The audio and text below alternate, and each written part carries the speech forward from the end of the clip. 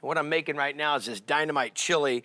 I got some serrano that I'm chopping up nice and fine. It's gonna go into these onions that I've had sauteing to the point where they're not quite caramelized, but nice and soft and smell dynamite.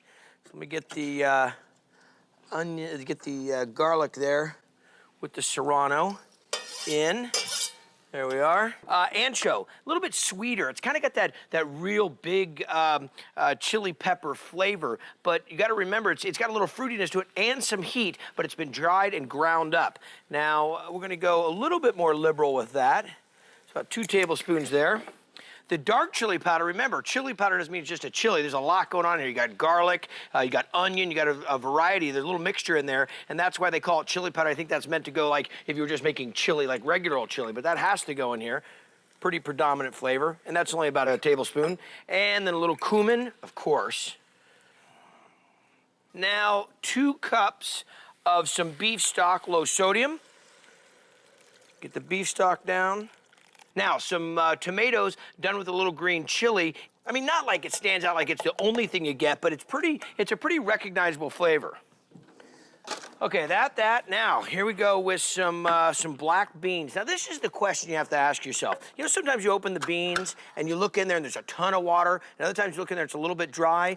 Well, I don't know how they're gonna pack it, but do you need the water or not? I'm looking at this, and it's kind of a watery mixture, so I'm gonna just bring this over here. Strain a little bit of the bean water off, but I'll tell you another thing about the bean water. I find that it works as a good thickening agent. So I'll leave a little bit in there and pour that in. This is all gonna simmer for about 45 minutes. Check this out. Ever work with chayote? I'm telling you, talk about some interesting vegetable. It's kind of a cross between like a potato and squash. Great Mexican food. Gotta cook it like you cook a squash, but grows really cool on this vine, and boy, does it have some real neat texture to it. So what I did is took a little chayote here, cut it up, get these done up, and into a bowl with little olive oil and salt and pepper, and throw them on the grill. Look at that. Skirt steak that I marinated, tequila, lime juice, all going on this fantastic chili that I made. Now look at this. Onions, beans, peppers, garlic, all cooked down, a little bit of beef stock. These tomatoes had some green chilies in them. Does that look dynamite or what? You should smell it. This is camping food in the Fieri house. Although we're doing it indoors, this is how we knock it out. Now the skirt steak that I just sliced up nice and thin, pile some of that on, so it's kind of got its own flavor and it's been charred a little bit.